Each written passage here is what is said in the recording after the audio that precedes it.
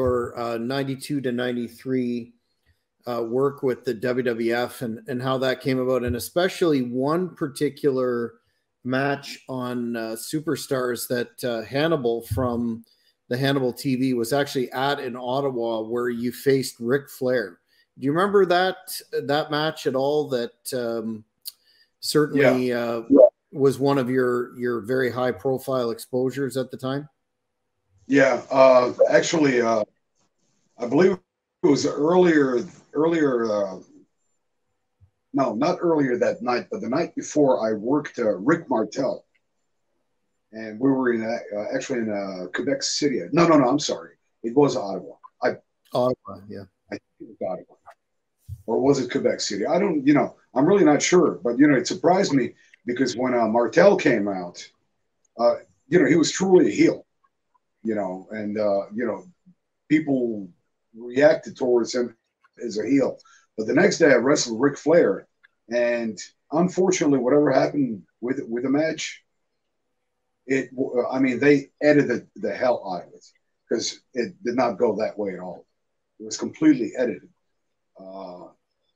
My favorite match with Ric Flair was I think it was 88 or 89 in WCW, where he just destroys me. And that's when he had the feud with Sting, and there were stipulations where Sting would even touch him before their final pay-per-view bout for the world title. He would lose his chance, and Flair was like taunting him, really, beating the hell out of me and put me in a figure four, wouldn't release it, broke my leg. That whole thing, that was more memorable than the World Wrestling Federation version of it. It was, and I remember it well. It was Ric Flair and I, and he was managed by Kurt Hennig.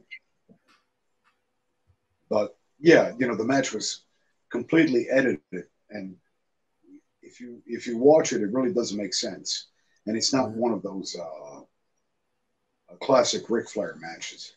Just some things happen during the match that again, no one's fault, and of course, I'm not going to fault Ric Flair for it, but I'm not going to fault myself either. It's just it was memorable because it is Flair, but it wasn't one of my favorite matches.